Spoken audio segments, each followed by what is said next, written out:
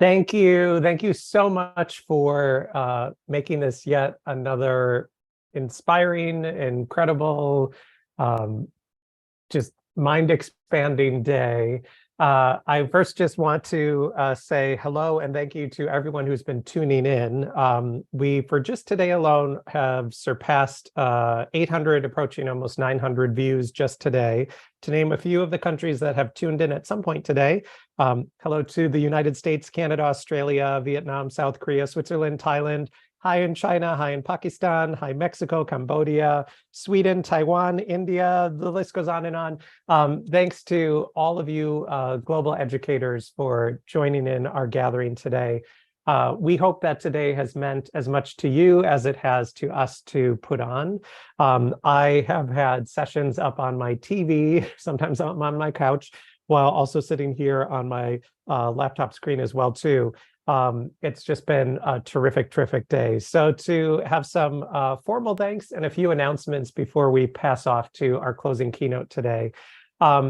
First, if you have been inspired by anyone or anything today, please, please, please do reach out to those presenters. On our website, gathering.theeducatorcollaborative.com, you can see it right there. On each of the session pages, we've included social media and/or links in order to connect with the presenters from each session. Sending them a tweet and saying thank you, or posting something on Facebook, or finding them wherever they are means so much to them. Everyone has given of their time and expertise to make this day possible for you. And while it's terrific that we can see each other virtually, what we miss out on is those hallway conversations after sessions and that face-to-face time. So please, please, please, I encourage you to send your thanks, your ideas, your applause as you can. If you also are able, please use the hashtag #TheEdCollabGathering, and we'd be happy to also forward and respond to some of your tweets too. You can tag presenters. You also can tag us on Instagram and on X, formerly Twitter in particular. Thank you to our opening keynote one more time, Mural III. Amazing, amazing session. We still are all talking about it. So thank you. And thanks again to the Author Village for helping to connect us with Raul when we were searching for him. Thank you to the presenters, everyone that's made this day so inspiring. And I want to share an extra special thank you for our tech team leaders who are also in the background here on this Zoom that we're presenting through right now. Jessica has been with us since the beginning. Jessica, we could not be doing 20 of these without your support and finesse and all of the careful ways that you approach today. So thank you, thank you, thank you. And Abby, who's come in the last couple of years to support the tech team in a variety of ways. Thank you for stepping in to co-lead as well too. If you'd like to learn more and see their full bios, on the top of our website, there's now a link to the tech team. If you need to, you can refresh your page to find it. There you also will find ways to connect with them. Please join me in virtually applauding them. And also you can tag them on, those are their Twitter handles right there, to give some virtual thanks to them as well too. Truly, both of you are amazing. Could not do this day without you. It runs so smoothly because it's in such terrific hands. Then please consider again, this day was free, all approaching on 900 viewers, and certainly it'll be counting as more of you watch the recordings after today. This day was free. You didn't have to pay registration. You didn't have to buy lunch at a convention center near us, though that's a fun thing to do too, but you didn't have to do that. You didn't have to fly in or take a train or stay in a hotel. So please consider what you may have spent on a cup of coffee, or perhaps on a meal with friends, or if you so choose, what you would have spent on a hotel room, whatever amount you'd like to give. Please consider getting to know our adopted charities from today and paying the joy you felt watching these sessions forward. As you felt sparks and inspiration today, every session I watched, I've left with things I want to go ahead and do right away on Monday. Please pay that joy forward to these organizations or others of your choice.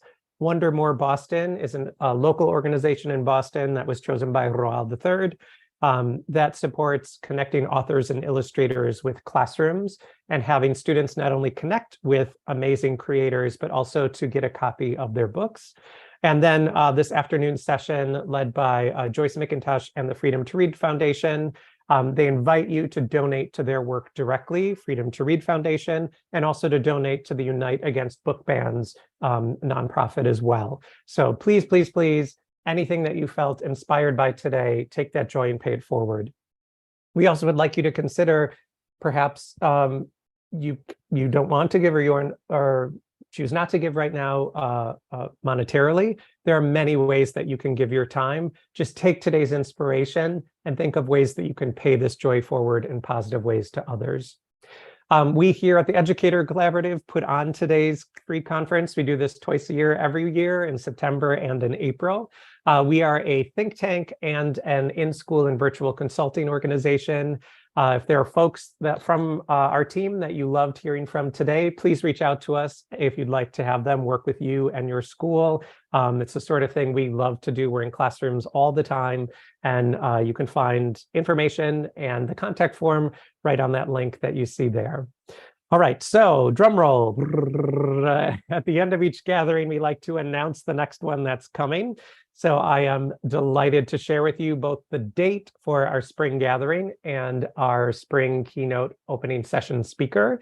Right now, it's a rainy, rainy day here in New York, so I would very much like to think about spring and flowers blooming once again. So we hope that you will join us. Please save the date for Saturday, April 13th in 2024. We are delighted and excited to have our opening keynote led by Samira Ahmed, best-selling author of YA books, middle grade series, and she even has one of the Ms. Marvel comics.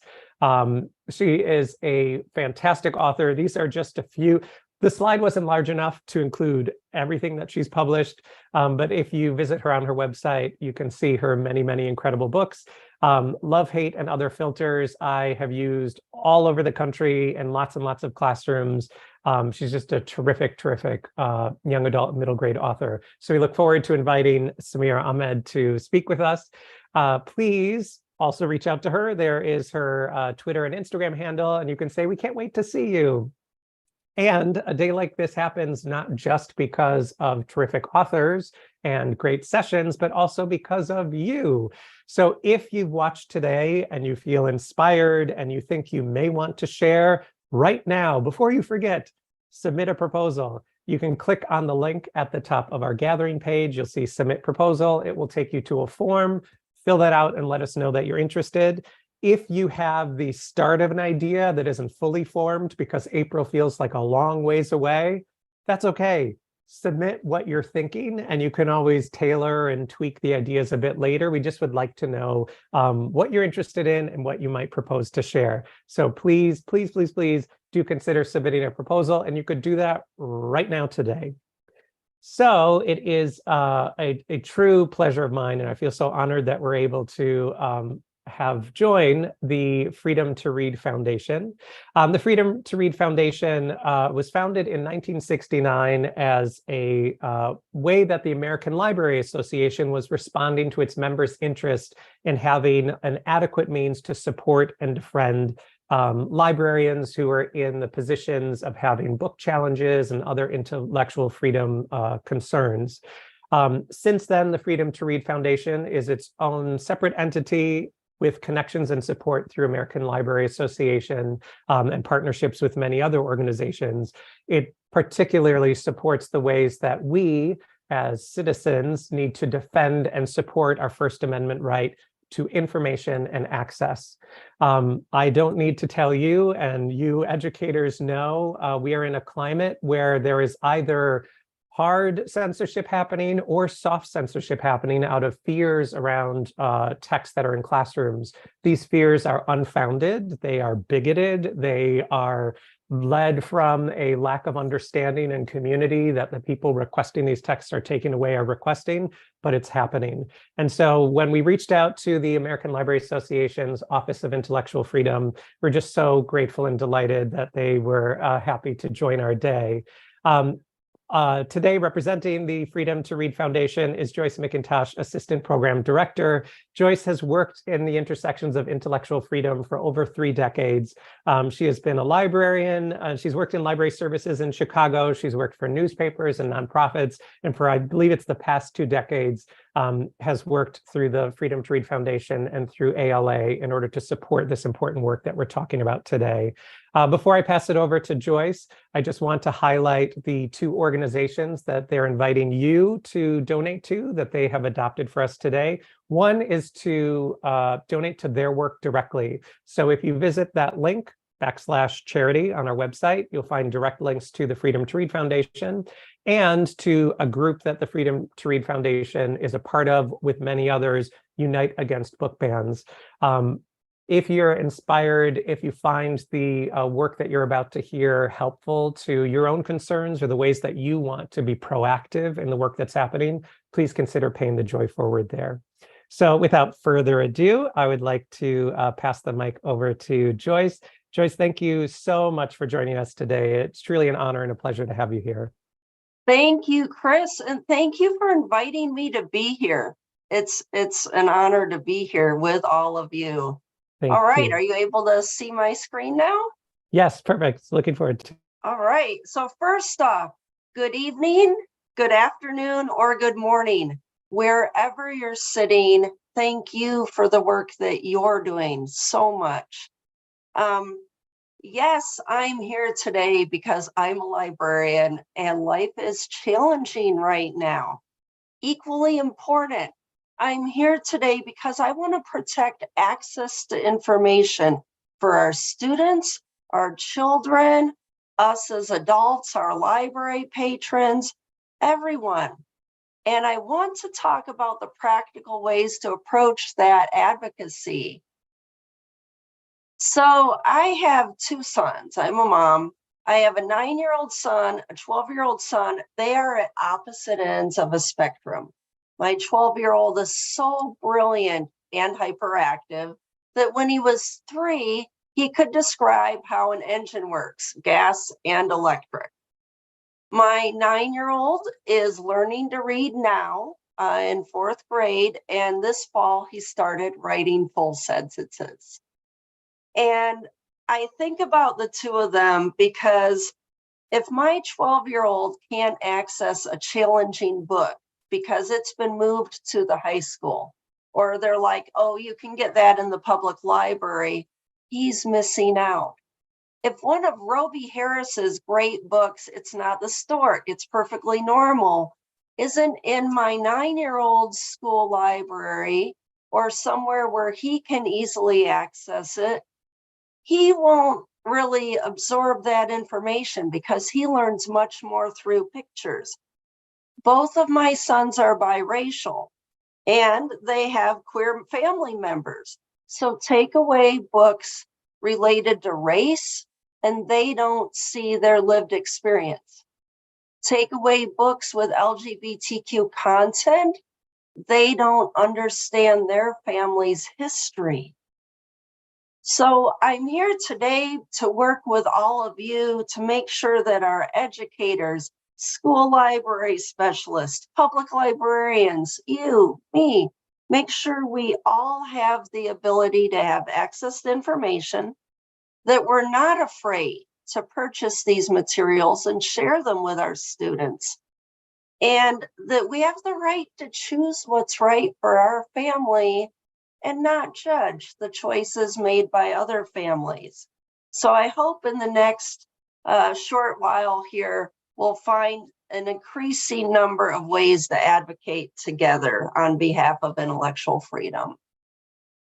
So what do we need to know as educators? We need to understand what's taking place right now. To some degree, we don't need to go out and become an attorney. I'm not an attorney, but we need to understand the law. We need to know how to navigate challenges within our internal systems where we work and support external challenges to materials, and how to be an advocate. I want to note that today, so I live down the street from a wonderful children's author. She also serves on my local public library board with me. Lisa Katzenberger wrote a great book, It Will Be Okay. And I've asked her if I can use some of her illustrations, because in the last year, her words and Jacqueline Sinquet's illustrations have really captured some of what I experienced. So you'll see some of these today. So what is going on around us? I like to describe it as going from challenge 1.0, where we'd have one parent come and say, I don't like Harry Potter, it's witchcraft. And we'd have a one-on-one conversation, an interaction with a parent, either in a school or a public library. And that was sort of challenge 1.0. And then in the last 18 months, we've started seeing organized groups come, and they're submitting 20 reconsideration forms or 100 or 200, getting lists off the internet and just spouting them off at meetings. And then finally, we've really hit challenge 3.0, because now we're seeing censorship legislated. We're seeing whole states in the United States attempting to censor materials. A couple days ago, the American Library Association shared statistics that this year over 1,900 titles have been targeted for censorship. We're up 20% from 2022. And I'll show you more statistics in a few minutes.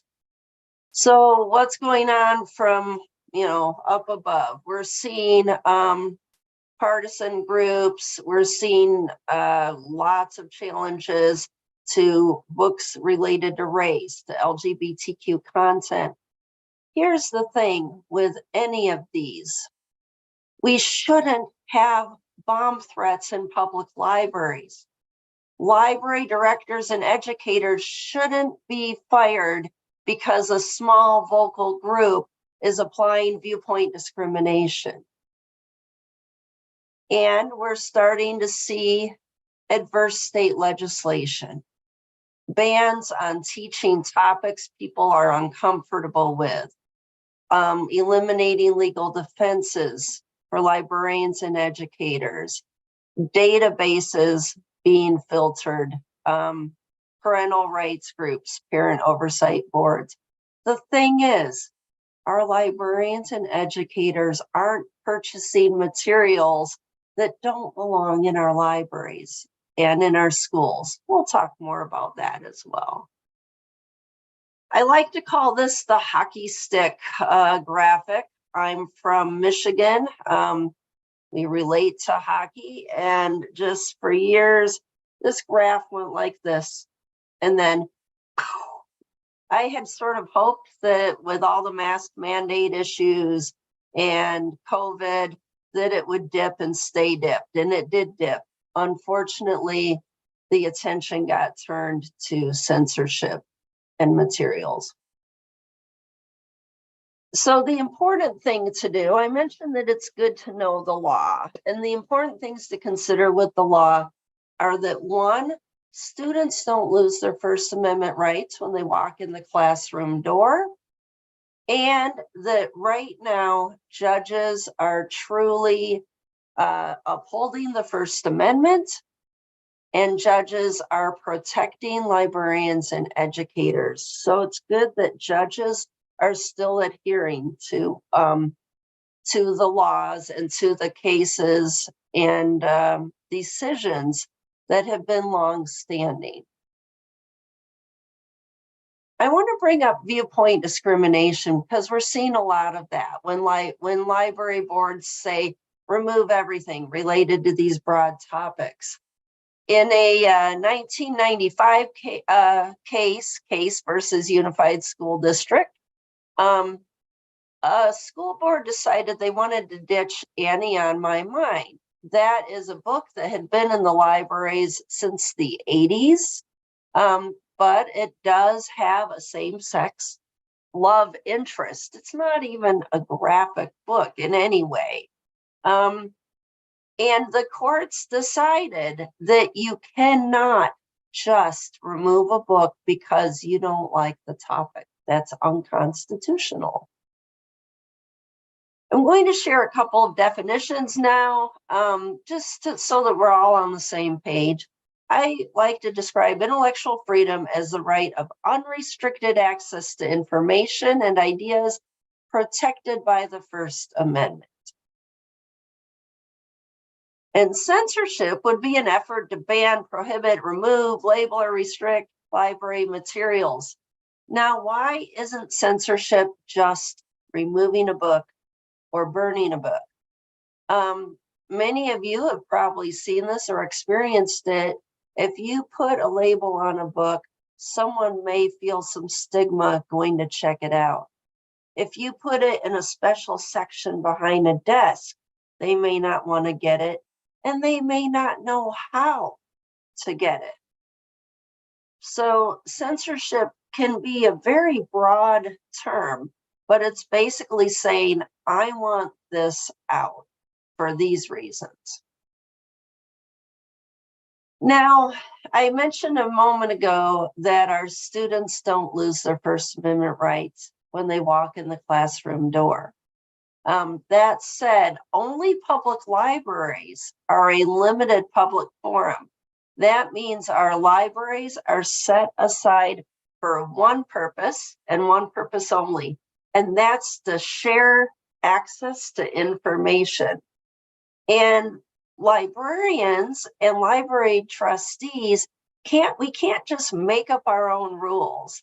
As educators, you know that you can't just throw up titles and then pick the ones you want. You're going to discern why you choose them. You're a professional. You're going to know how to categorize them, where to place them. And our trustees and staff provide access to those materials with equal across the board time, place, and manner rules. And if we start making our meeting rooms open to the public, our display cases open to the public, and our social media platforms, then we treat those as a limited public forum as well, with the same rules. The same rules apply there. So our library and school trustees, our school board members, are responsible for slightly different things. Like I said, our librarians, our educators, our school library media specialists are trained professionals, and they know how to create all the fun programming, all the educational and informative opportunities. The board members often need a bit more training on this. They are responsible for developing those policies. Legally, they have to uphold those policies, and they have to be created within their local, state, and federal laws. But we also need to help our trustees and school board members to learn that they have to set their personal views aside and uphold their fiduciary duty. I'm going to, don't worry, in a minute here we'll get a little more interesting, but I want to note, in the same way that medical professionals and attorneys have standards of ethics, librarians and educators do as well. And sometimes in the last year and a half, we felt like we're on a little bit of a tightrope, because in the Library Bill of Rights, it says we should provide materials and information presenting all points of view on current and historic issues. And this can be really hard and really challenging, but we have to go and abide by our collection development policies. And you can create your policies in a way that you have respect for the materials you're buying, you have respect for your patrons. If you get so many requests for a title, you'll add it, etc. But then we also need to keep in mind that we must be welcoming to all. We must advance racial and social justice in our libraries, communities, and profession and associations. And we have to uphold both of those carefully. So I just wanted to note that librarians, when they create their policies for collection development or their staff policies, their patron behavior policies, we're adhering to the Library Bill of Rights and Code of Ethics. I also want to note that these weren't created yesterday. I'm in my mid-50s. Some of these are older than me. So when people say, oh, that's something the liberal librarians just came up with, no, it's been around for quite a while. It's an important ethical standard. So we often run across parents saying, I don't like these materials. This is harmful to minors, pornographic, this is obscene. You may have had parents come to you or attend a meeting. One, again, you must follow that collection development policy. You must not interfere with a person's First Amendment right to access information. And these are each a legal definition. Just because you're holding up a picture and it's from a popular graphic novel and you're calling it pornography doesn't make it pornography. Doesn't mean you can just remove it.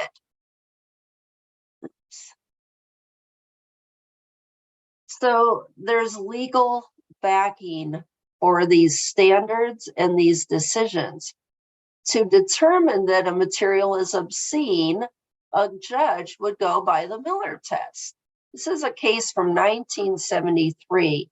And if you're watching with me, points 2 and 3 say that the work must be considered as a whole.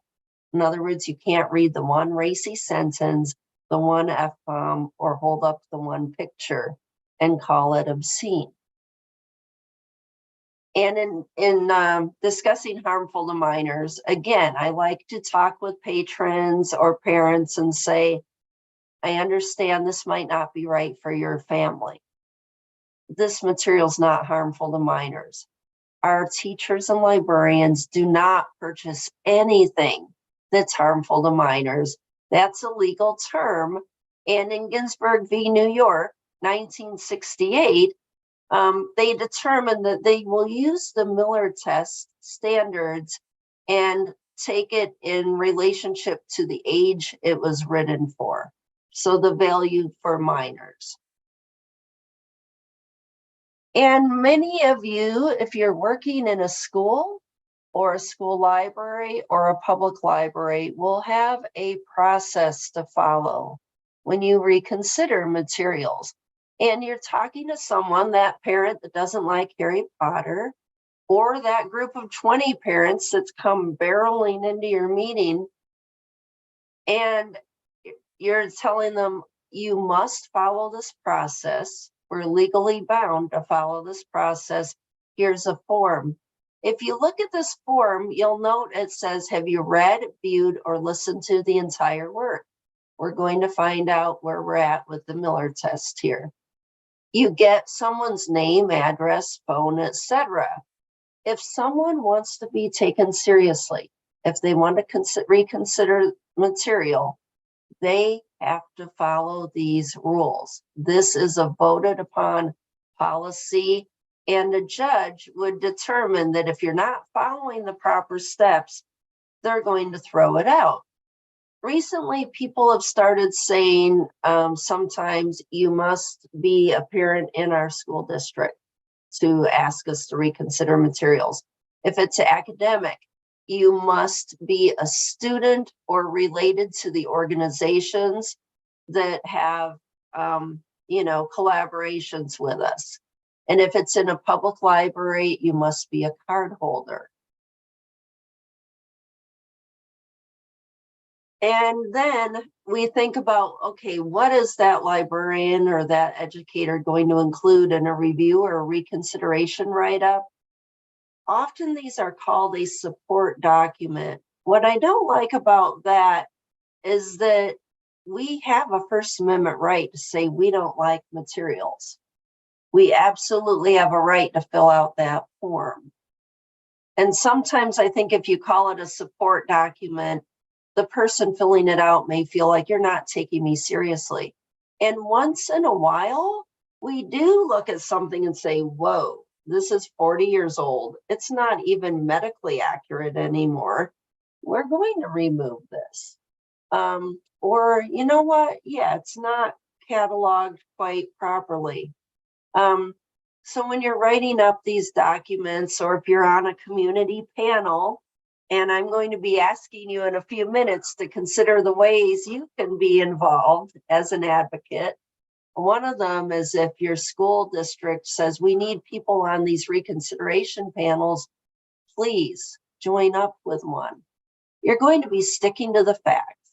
You're going to be looking at reviews of the material. You're going to be looking at the age audience topics. And behind the scenes, you might say, where else is that offered? Where else can we get it? If it's everywhere, it's popular, you might be remiss if you don't have it, or you might be able to interlibrary loan it if it's not one that you would consider having or maintaining. Just as a sample, I've got here one. I know it's itty bitty bitty, like little teeny ant footprints, but you would include the title and the graphic. You would include the awards a book has received, and you'd include the reviews, the information that you use to consider whether you have a material or not. The other thing I would note that we didn't consider several years ago, but now I feel it's important, is there must be an end to the process. So you might want to say, the decision by the board is final, or the decision by the principal or the superintendent is final. We will retain this item for X years, or we will remove the item for X years. Sometimes that's like the amount of time a child is in your school, just so you don't have the same title keep popping up, or another person coming to you next week if they don't get the result they're looking for. So as I mentioned before, know and follow the law, provide proper review information, seek support. We'll talk more about that now. Stick to facts. But what's critical, if you're going through this, I know it is so stressful. What's critical is every morning when you get up and you're working with students or going into school or writing a paper or doing some research, keep in mind that you are doing wonderful work. You are changing the lives of your students. You're fun. You're having great impact. You're educating others, and boost yourself up by keeping that in mind. All right, let's talk about advocacy, another of these great illustrations. One moment, please. So what can we do to be advocates? The American Library Association has a challenge reporting tool. Please, please, please report challenges. And I know that next month I'm going to be speaking with IFLA, the International Federation of Library Associations, and learning what those of you in other countries do. But I encourage you to report censorship. You don't have to say, I need help. You can, but you don't have to.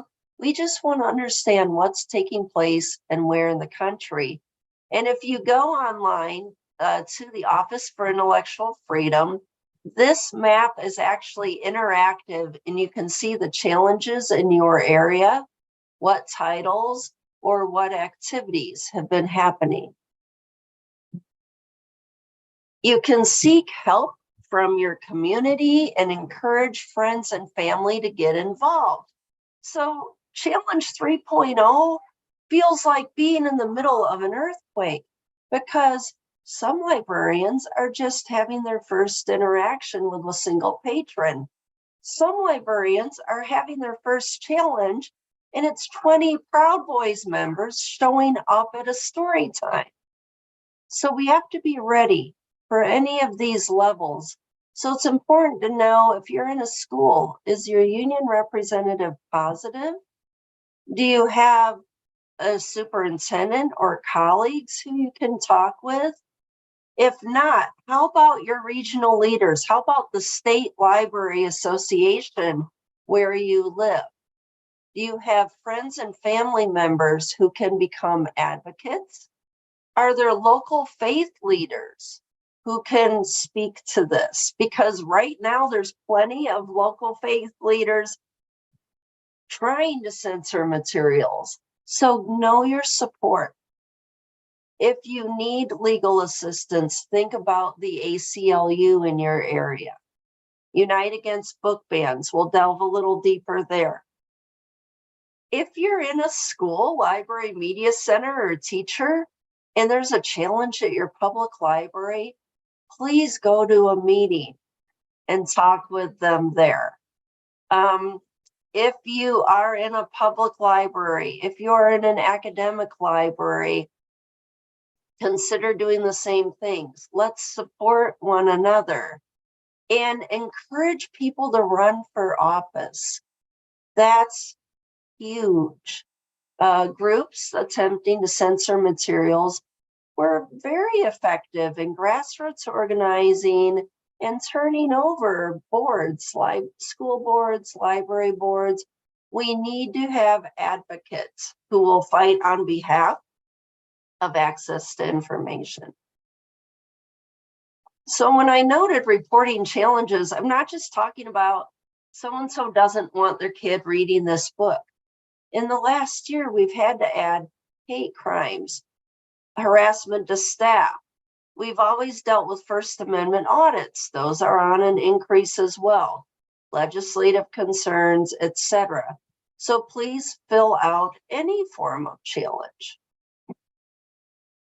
And the most important key to success always is looking at de-escalation. And I'm sure many of you do this already in your environment, especially because you're working with children and students. It's okay to listen. I hear you. I understand. I'm glad that you're concerned about what your child's reading, but you don't have to agree. You don't have to say, oh yeah, oh my word, I can't believe that's here either. So listening, deflating the conversation, inviting someone to sit down with you and literally bring it down. If you are in a school library, media center, or an environment where there's other people, and if you have to, if this is something that just makes you, then please step away and invite a colleague to be there with you or speak on your behalf. Create a healthy boundary between work, personal time, and social media. This This one's a challenging one. Some of you may be in rural areas, and you may live and work and sit next to people in church or in synagogue or in a mosque. You may be with these people all the time, or like throughout your entire life. And I had an experience. I was in Elmhurst, Illinois, and I worked evenings at the reference desk. I went out on a dinner break, and one of my favorite elderly patrons was behind me in line to get my meal. And first he said, "Joyce, is my book in yet?" And I said, "You know what? I don't know if it's in yet. I'm on my dinner hour. Perhaps you could call the library and ask, or check in later, but I'm on dinner right now." And he said, "Oh, okay." Then he looked at, my tray and said, "Wow, you eat a lot." I was like, whoa. So for me, creating a boundary, having parents approach me because I'm on my local library board, they'll approach me at school drop off or pickup. "Did you know you have this book? You know what? You're welcome to discuss it with our director or go to the library and talk with someone about that. Right now, I'm trying to get so-and-so into school on time." Step back, breathe and think, give yourself a pause. And if you're in a building, a school, a library, a public library, know your safety plan. Know the line. For example, in a public library right now, know your response if a First Amendment auditor comes in. Know if you have a recording policy. Know to say, if someone calls you, yes, you can record in a library. Quite often, once they hear that yes, they hang up and they never come in. If they keep pushing you, you can say, yes, it's your right. Now you can't record reference interactions. You can't record in private areas. You can't record children without permission. So know your plan for whatever your workplace is. And another important key to success is self-care. Knowing that support system, taking the break, like I said, and doing what gives you rest and joy. Now, I want to talk for just a few minutes here about outlets for support and advocacy. I mentioned the American Library Association's Office for Intellectual Freedom. In addition to receiving challenge reports, we provide support to librarians across the country. No, you do not need to belong to the American Library Association. Any librarian and educators often call us up. We have confidential support. We're never going to say, "Oh yeah, I talked to your boss last week." It's confidential. And if you are in a school and you're dealing with curriculum, the National Council of Teachers of English is wonderful. They have a great intellectual freedom office also, and we often work together. So please keep that in mind. We will make public statements, letters of support. We write letters to school boards and others saying, please reconsider this for these reasons.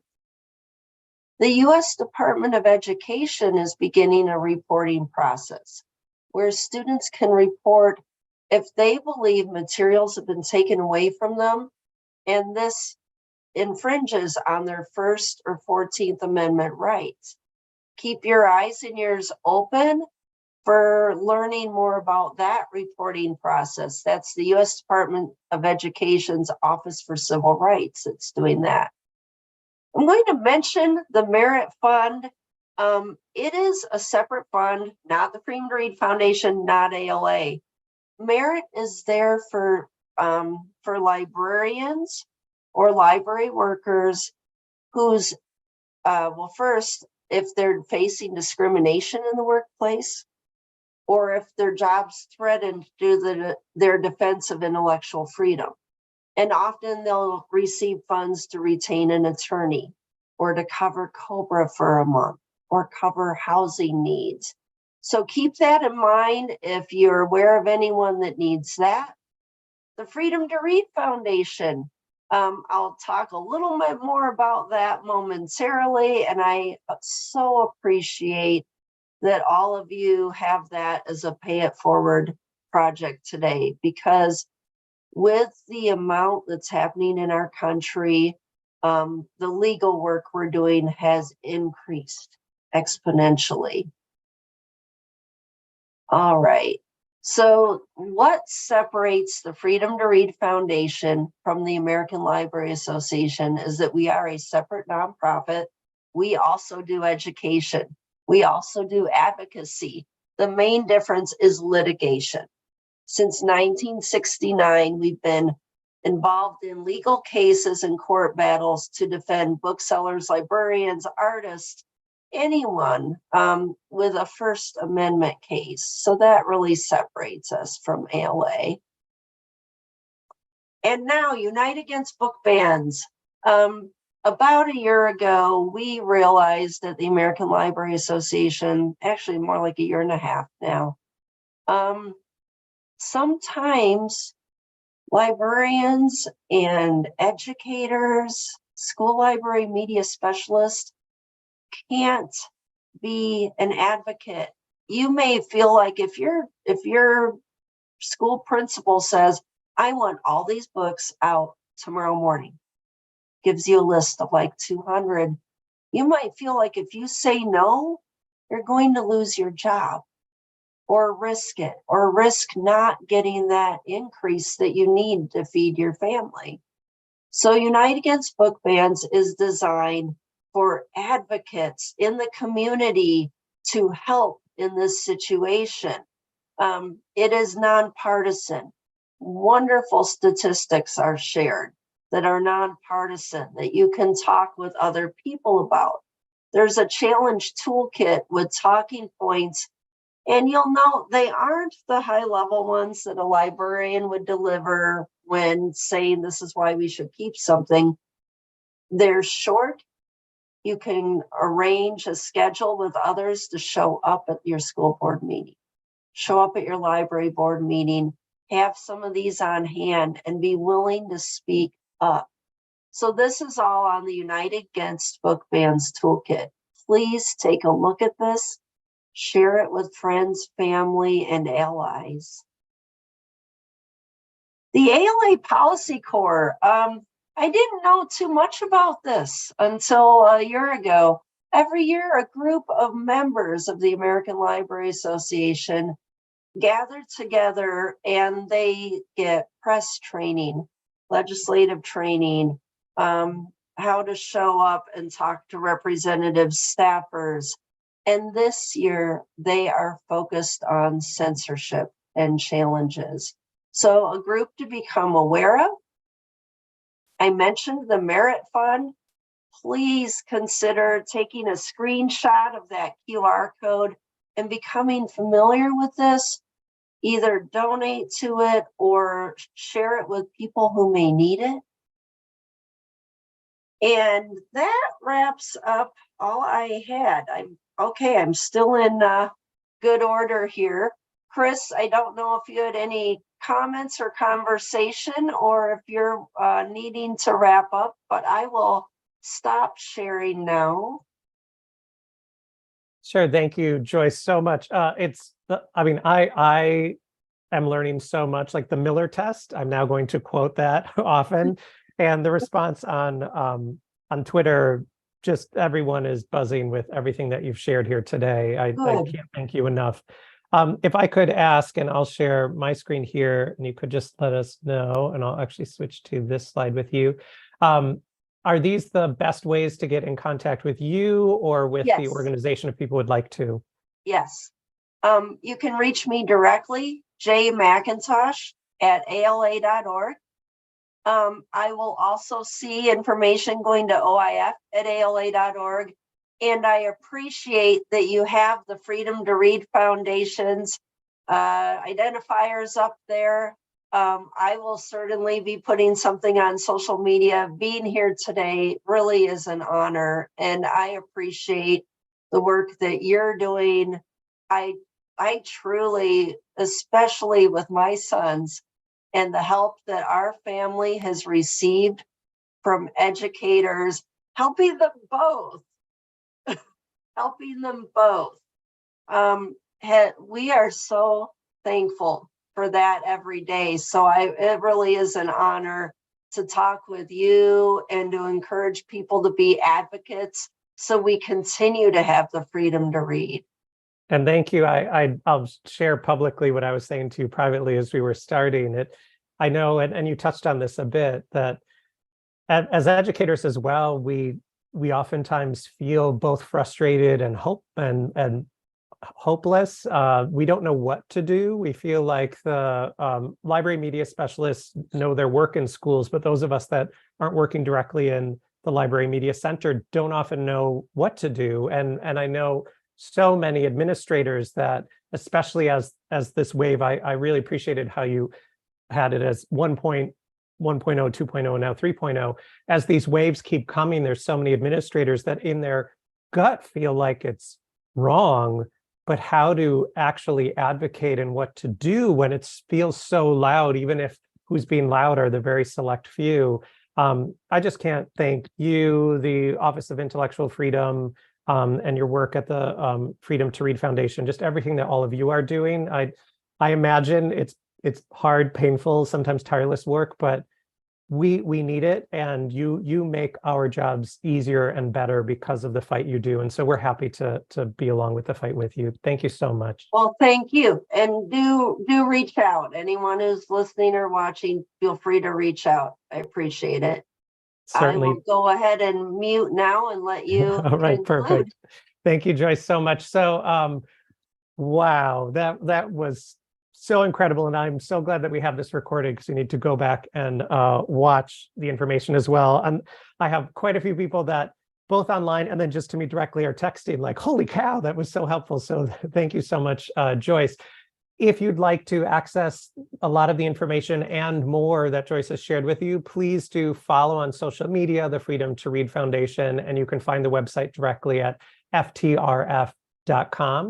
Joyce, again, so graciously has offered that you could write to her. You also can find her contact information on the ALA's Office of Intellectual Freedom website.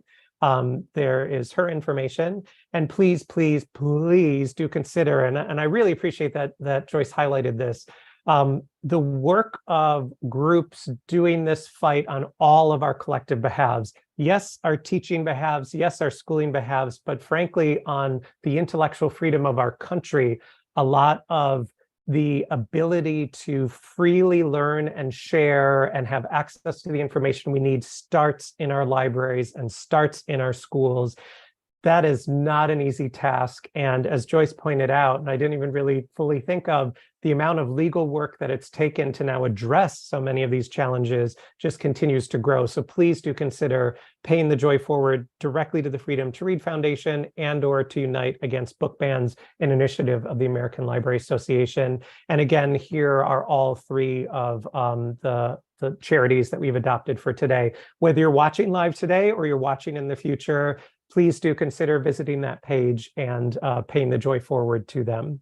So as our final thoughts here today, if you're worried that you missed a session, if you tuned in late in the day, or some of you said, I know Patience who presented during the first session, she had tweeted that she's so glad that there's recordings because she gets to go be baseball mom now today. If you think you missed the sessions, you didn't. All of our workshops and keynotes from today are archived right now. They are on our event website, and then will live on our YouTube page as well. You can find them there at any time, including past gatherings as well. There are lots of ways that you can use the gatherings, and I'm going to ask you, if you're tuning in now, an extra special, please consider sharing the work of today widely with folks around you. It is just such an incredible day of learning. It's totally free, and we'd love to make the most of it and make sure that it connects with as many educators as possible. Lots of things that people have done and have shared ways that they've used the gathering archives. Instructional coaches have hosted watch parties during a lunch and learn or after school. There's college teaching methods course instructors and professors that have added viewing sessions to their syllabus for the semester. You could listen to us on a podcast. You won't, as a podcast, you won't be able to actually watch the slides, but while you're driving or if you're commuting, you can watch along. And staff PD, there's some districts that I've worked with, like one in Connecticut, High New Canaan, that on some staff professional learning days, actually invited staff to choose your own adventure. They could grab devices or go to classrooms together, and their learning that day was just to watch some sessions and then have some time to talk. So please do make the most of it. And I truly, truly hope that you will watch and learn and spread this session that Joyce shared with us this afternoon. So we hope to see you again on April 13th, 2024, when Samira Ahmed will be our opening speaker. We'd love to have you present. You can submit a proposal starting today if you'd like. Even if you just are thinking of something you'd like to share, submit a proposal, even if it's just a rough draft. That lets us know you're interested, and we can always connect back with you again to see if your ideas have gelled more. We'd love to just know you'd like to present and any ideas you have. So thank you to all of you for everything that you do and for making today really so special. Please take good care of yourselves. Please continue to fight for the intellectual freedom of our country, of our world, and for the intellectual freedom and the incredible books that our students have access to. Take care of yourselves. Thanks for all that you do for yourself, for your colleagues, for your students, and for our amazing profession. Have a great rest of your day, and we hope to see you again in April.